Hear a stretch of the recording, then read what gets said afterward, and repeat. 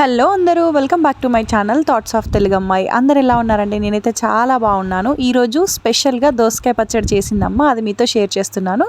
దానికోసం ముందుగా గిన్నెలో ఆయిల్ వేసుకొని ఆవాలు, జీలకర్ర, మనకి కారానికి సరిపడా పచ్చిమిర్చి వేసుకొని మగ్గనిచ్చుకోవాలి వాటిని మంచిగా. సో దాంట్లో కొంచెం కరివేపాకు ఎక్కువే వేసుకుంటే ఇంకా కమ్మదనం అనేది ఎక్కువగా ఉంటుంది. కరివేపాకు వేసుకొని వీటన్నిటిని కూడా మంచిగా మగ్గించుకోవాలి.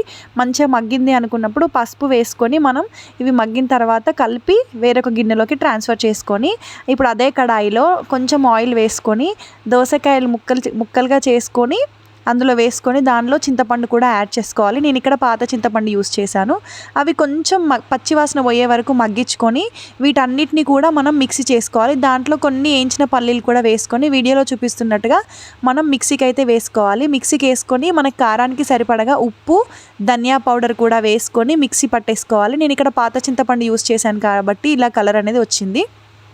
సో దీనికి ఇప్పుడు మనం మళ్ళీ అదే కడాయిలో ఆయిల్ వేసుకొని తాలింపు గింజలు, జీలకర్ర, ఆవాలు, అలాగే మళ్ళీ దాంట్లో కరివేపాకు ఇవన్నీ వేసుకొని మంచిగా పసుపు కూడా వేసుకున్న తర్వాత ఆ చట్నీని ఇందులోకి ట్రాన్స్ఫర్ చేసుకొని ఒక్కసారి కలుపుకుంటే మనకి ఇన్స్టెంట్గా తయారు చేసుకునే దోసకాయ పచ్చడి అనేది రెడీ అయిపోయినట్టేనండి. ఇది మనకి వేడివేడి అన్నంలోకి కొంచెం నెయ్యి వేసుకొని తినాలి. సూపర్ టేస్టీగా ఉంటుంది.